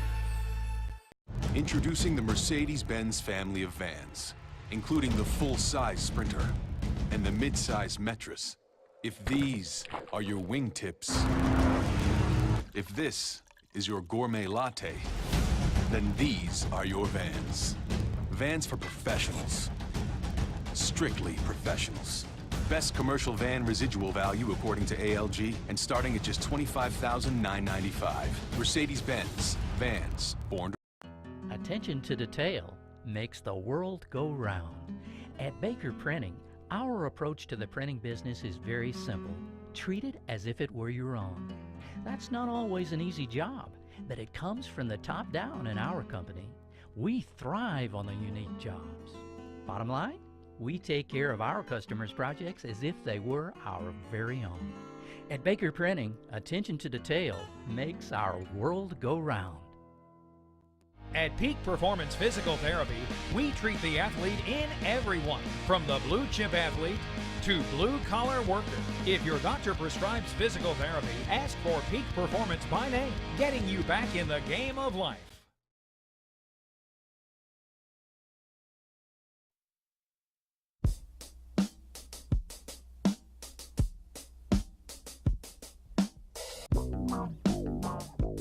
Sports Shorts Radio with Ronnie Rantz, Joel Davis, and Buzzy Heidel on 104.5, 104.9 ESPN Baton Rouge. A potpourri of events if you're a sports fan in Louisiana today. Should be a lot of fun with the Pelicans at 4 o'clock. Of course, LSU baseball resuming its series with South Carolina at 3. You got the LSU spring game at 5 o'clock. You have LSU gymnastics as they seek their first ever national championship. They could be, again, Oklahoma, I think, seems to be the school that they'll have to beat, possibly UCLA as well. I think those are the 3 schools that have the best chance there. And then you got LSU softball as well. They'll be wrapping up or continuing their series with Texas A&M. Beth Torina's team got a 2-0 win over the Aggies yesterday, and Game 2 of that series is at 6 o'clock. LSU baseball, Mikhail Hilliard will be the starting pitcher today. let's kind of go back to the decision last week, Buzzy, to move Caleb Gilbert out of the weekend rotation. Prior to that, the roles in the bullpen seemed to be really set, and the bullpen was pitching very well. So then Paul Mainieri makes the decision to start Devin Fontenot on Sunday. And then Fontenot, he did all right. He gave up a run, but he struck out 4 in 2 innings against Tennessee. And then Wednesday, he gives up a home run after LSU takes the lead against Tulane, gives up the home run, walks a batter, throws a wild pitch. Then they bring in Matthew Beck, and then it just all collapsed after that. But that change of the weekend rotation may have screwed up what they had, the good rhythm they had going on in the bullpen. Kind of a good thing going, yeah. And look, you can always look at any coach's decision in any sport and say, well, if he had done this, he done that. I mean, the coach has got to make the decision, and then you got to go with it. Maybe though that's the luxury we have, right? Is to be able to sit back here and say, hey, say no. But maybe it should have been a Hilliard to Saturday, just as simple as a Hilliard to Saturday, Gilbert to Sunday. Right. And then you keep Fontenot in the bullpen. You keep everything kind of the same and keep everything, the rhythm going as you talked about, Jeff. But that would have been maybe just a simple flip-flop situation. Right. But there's obviously something coach is thinking with Gilbert as a starter. He throws too many strikes. He doesn't have the killer punch-out curveball maybe like he did last year. There was something that he said, we're going to move him to the bullpen where he had success before. Right. And get him his confidence there and see if somebody else can develop a Fontenot or a Labus or somebody else can develop into the Sunday role. And so, now there's more than just the variable. Now there's more variables involved, more pitchers, meaning more guys gotta come through and be good other than just a Gilbert or one guy doing it. So it definitely is a tough decision. Again, that's why coaches, he's the head coach, makes all the money to make all those decisions. But in hindsight, might have been an easier choice just to flip-flop them. We'll see if it works out. I think Fontenot's fine. I really do. We'll see. I don't know. Have they made a decision for Sunday starter? I've not heard anything. I'm not either. Yeah, I'm sure they're going to see what store. Yeah, what happens today, and then they'll go from there. Yeah, and then look, if I know one thing about Coach, he said this to us. It was his first year at LSU in 2007. Again, we struggled that year, but I remember a couple weekends into the SEC series, he made a decision. He said, "You know what?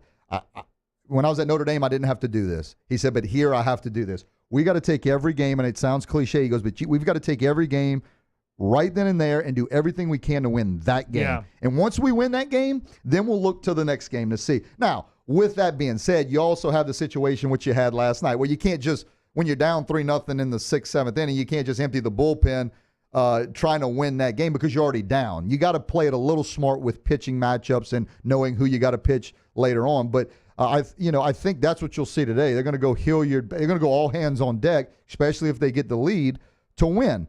And then when they win that game, or if they win that game, they'll look to tomorrow to see, okay, who do we have left in the cupboard to get on Sunday to start. And if that's a Fontenot, if that's Labus, hell, that might be Gilbert. I mean, you never know, although I think Gilbert will probably stay in the bullpen.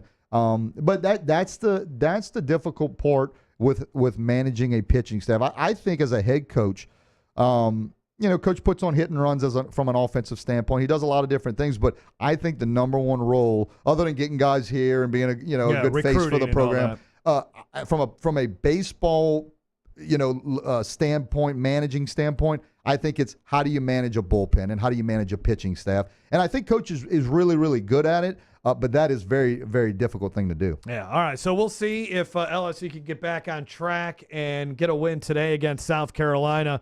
So tomorrow, Buzzy, it is what? The 10-year anniversary of when LSU baseball went on that 23-game win streak. That's right. 23-game winning. So, all right, I'm not Googling anything. I'm just going off memory. I'm your Google now. Because you were on that team. That's right. So there was a dramatic win that started that run, right? At Tulane. That's why. So that at Tulane this week, that'd have been a nice win for them if they could have 10 years later could have started the run. But it was at Tulane. I remember it like yesterday. DJ LeMahieu, who's played in the big leagues, won the batting title a couple years ago. Just a phenomenal Major League Baseball player. Was a freshman on that team, and he got a big hit late in that game. It was like the 8th or 9th inning. He drove a ball to right field to score the go-ahead run. We ended up closing it out, winning that game. We had South Carolina coming in that weekend. We swept them. Long story short, 23 games later, okay, we win the SEC West. We win the SEC tournament.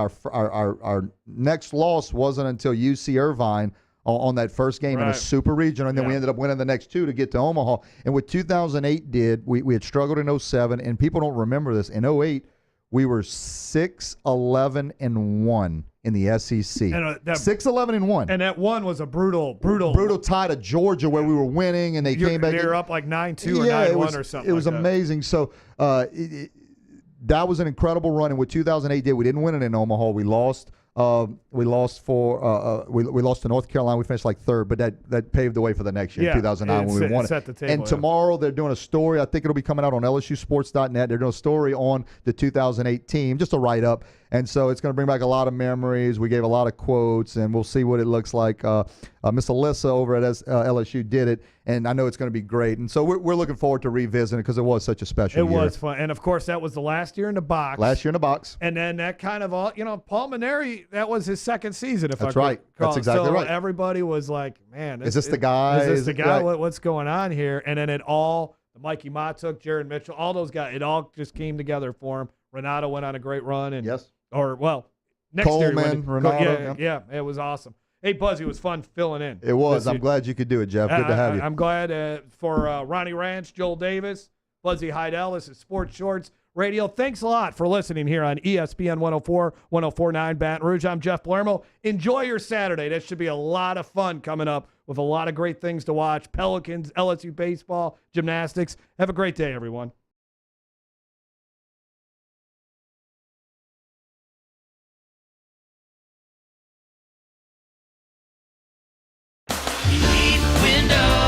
Does the new year mean new windows, hardy plank, or vinyl siding? Then you need to call Relief Windows for award-winning customer service and years of experience. Looking for quality replacement windows with lifetime warranties? Trust Relief Windows. Call us or come walk through our showroom and get a free consultation with one of our many window experts. Relief Windows is a proud partner of LSU Athletics. Come see us today or call 288-8138. 288-8138.